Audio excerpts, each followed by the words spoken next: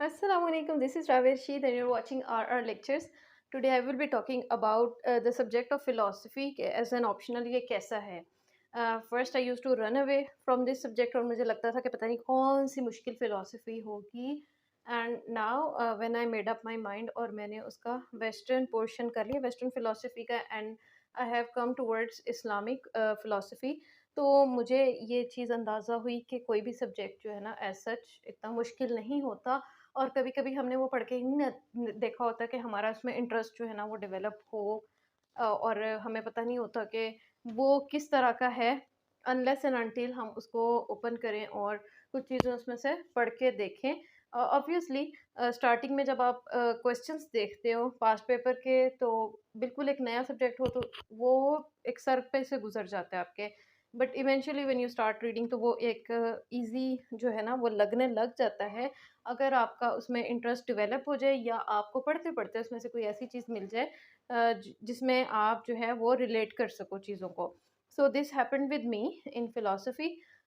उसमें ये हुआ सबसे पहली बात ये कि कुछ वर्डिंग्स और कुछ टर्म्स मेरे लिए बहुत अजीब थी, मैंने कभी ज़िंदगी में नहीं वो पढ़ी थी लाइक टेलियोलॉजिकल और ओंटोलॉजी एंड एपिस्टेमोलॉजी ये इस तरह की कुछ मुश्किल टर्म्स थी but when I saw the definition मैंने कहा अच्छा ये मतलब तो इसका बड़ा आसान है and then I reached out मैंने लोगों से थोड़ी सी क्वेश्चनिंग की कि कौन सी बुक्स पढ़नी चाहिए जिन लोगं ने फ़िलॉसफ़ी में अच्छे मार्क्स लिए थे, उन्होंने थोड़ा-सा गाइड किया, फिर यूट्यूब से कुछ लेक्चर्स लिए and then I started reading those books और मुझे एक चीज़ अंदाज़ा हुई कि अगर आप थ्रू आउट सारे एक सीक्वेंस में करते जाओ, जैसे मैंने आपको पिछली एक वीडियो में कहा था कि जल्दी-जल्दी सिलेबस कवर करो, तो इवेंचुअली ये होता है कि 7-8 फिलोसोफर्स पढ़ के वो चीज़ें इतनी मिक्स अप हो जाती हैं कि आपको याद ही नहीं रहता कि हीगल ने क्या कहा था और कांट ने क्या कहा था, जब तक आपको थोड़ा-सा जो है ना वो रिपिटिशन ना हो रही हो चीज़ों की और बार-बार आप उसको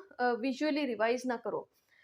तो अब जब मैं इस्लामिक फ़िलॉसफ़ी पे आई, आई सॉ कि ये तो बहुत रिलेटेबल है, ये वो चीज़ें हैं जो एज़ अ सब्जेक्ट मैंने बहुत दफ़ा पढ़ी भी हुई थी और उसके जो फ़िलॉसफ़िकल बहसें हैं, वो तो हम उसको डेली बेसिस पे इतनी दफ़ा डिस्कस करते हैं, जब स्टूडेंट्स अपना कोई प्रॉब्लम लेके आते हैं जैसे इन केस के अभी मेरा नहीं हुआ था एलोकेशन नहीं हुई, तो एक ज़हन में आया ना कि देखो दुआएँ मैंने बहुत की थी अल्लाह ताला से तो लेकिन बीइंग अ मैच्योर पर्सन मुझे इस बात का अच्छी तरह अंदाज़ा था कि पता नहीं मेरे लिए अल्लाह ताला ने क्या बेहतरी लिखी रखी थी इस पे। लेकिन कुछ लोगों के साथ इसका ऑपोज़िट होता है एंड दे स्टार्ट क्वेश्चनिंग कि इतनी मेहनत के बाद अगर मुझे वो आउटकम नहीं मिला तो definitely there is something wrong in the system.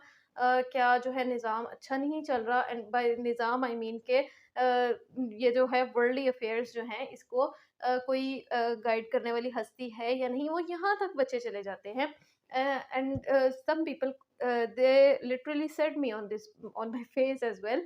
तो देन आई सेड कि अच्छा देख लो हर इंसान को एक दफ़ा तो ज़िंदगी में डेथ देखनी ही है, उसके बाद पता चल जाएगा कि क्या है क्या नहीं। सो ऑल ऑफ दिस ये जो है ना फ़िलॉसफ़ी ही है जब आप ये बातें कर रहे होते हो और जब आप देखते हो कि ये ख़यालात और ये बातें आई कहाँ से हैं, तो इस्लामिक फ़िलॉसफ़ी में तकदीर को लेके और मुख्तलिफ़ चीज़ों को लेके वेस्ट से बहुत सारे वेस्ट और ग्रीक फ़िलॉसफ़ी जो थी, यूनानी फ़लसफ़ा उसको लेके बहुत सारी चीज़ें आई। So when I started reading मैंने कहा ये बातें तो मैं रोज़ करती हूँ, ये बातें तो कोई किसी न किसी क्वेश्चन की फ़ॉर्म में आ जाती हैं और it's so easy, it's so simple और अच्छा अब पता चला कि रूट कॉज़ जो है ना मसले की कहाँ है और उससे मुझे ये भी अंदाज़ा हुआ कि इट्स नॉट टफ, इसको अगर आप थोड़ा-सा समझ के ज़हन लगा के पढ़ो और आप इसको इस तरह पढ़ो कि मैंने कोई प्रॉब्लम सॉल्व करना है। जब मैं ये फ़िलॉसफ़ी पढ़ूँगा तो ऑब्वियसली बहुत सारी चीज़ें ऐसी होंगी जो मेरा माइंड उसको नेगेट करेगा, जो नहीं मेरा दिल नहीं मानेगा, मेरा दिमाग नहीं मानेगा और कुछ चीज़ें होंगी जो मेरी अक़ल को बहुत ज़्यादा अपील करेंगी, मुझे समझ आएगी। सो कमिंग टुवर्ड्स के सब्जेक्ट स्कोरिंग के लिहाज से कैसा है तो अच्छा सब्जेक्ट है, स्कोरिंग है और फ़िलॉसफ़ी जब आप पढ़ रहे होते हो एक-एक टॉपिक करके तो आपको ऐसे समझ आ रही होती है, इतना ईज़ी लग रहा होता है। Again it depends individual interest पे डिपेंड करता है लेकिन मुझे अपने तौर पे ये लगा कि ये तो सीधी-सीधी सी बातें हैं। इस बंदे ने ये कहा, इसकी ये सोच थी, इस सोच का ये क्रिटिसिज़्म है और इसका नतीजा ये निकलता है एंड लाइक दैट ये ईज़ी सा था। यानी बहुत ज़्यादा एक सीक्वेंस में जा रही थी चीज़ें, जहाँ पे कन्फ्यूज़न है वहाँ पे क्रिटिसिज़्म है। आप बताओ कि इस बात पे कन्फ्यूज़न है, इसका कोई इसने हल नहीं बताया, तो इट वाज़ ईज़ी। और दूसरी बात, आई केम अक्रॉस दिस नोशन के जिन्होंने फ़िलॉसफ़ी रखी होती है एज़ अ सब्जेक्ट सीएसएस में या पीएमएस में, तो at the time of interview उनके बारे में एक गुमान ये किया जाता है कि ये बहुत पढ़े-लिखे लोग हैं, बिकॉज़ इन्होंने तो दुनिया की फ़िलॉसफ़ी पढ़ ली है और इनकी नॉलेज बेस बहुत स्ट्रॉन्ग है। और हो जाती है नॉलेज बेस स्ट्रॉन्ग, आपको ज्योग्राफ़ी का भी थोड़ा बहुत इसके साथ अंदाज़ा हो रहा होता है। और बहरहाल मुझे तो एक चीज़ ये लगी कि काम की फ़िलॉसफ़ी ओवरऑल कम ही है इसमें। वेस्टर्न फ़िलॉसफ़ी को अगर आप देखते हो तो उसमें झंझट बहुत ज़्यादा है। बट फिर ये आपकी इंटेलिजेंस के ऊपर है कि आप उस झंझट को कैसे एक्सप्लेन कर सकते हो, उस चीज़ को कैसे समझ सकते हो।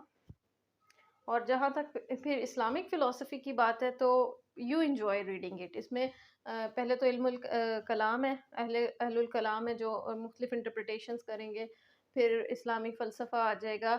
उसके बाद बहुत इंटरेस्टिंग चीज़ें आएँगी, इक़बाल की फ़िलॉसफ़ी है, फिर शाह वलीउल्लाह साहब हैं। So you will enjoy Ghazali की है फ़लसफ़ा। तो आपको जो है ना वो अच्छी लगती हैं चीज़ें और वो आपको नेचुरली अपील करती हैं। और उसमें यानी कोई इतनी रॉकेट साइंस नहीं है। यू कैन डू इट अगर आप चाहो, अगर आपने ये ऑप्शनल रखना है। ऑल्दो के अब जिन लोगों ने एमपीटी के लिए अप्लाई कर दिया है, वो तो अपने ऑप्शनल चेंज नहीं कर सकते। बट फॉर मी ये यही था कि अगर स्कोरिंग है सब्जेक्ट और मेहनत बराबर ही करनी है आपने, इवन जो आपको बज़ाहिर ईज़ी लग रहे होते हैं, मेहनत सब में करनी पड़ती है, then why not choose a scoring subject. अस्सलाम वालेकुम।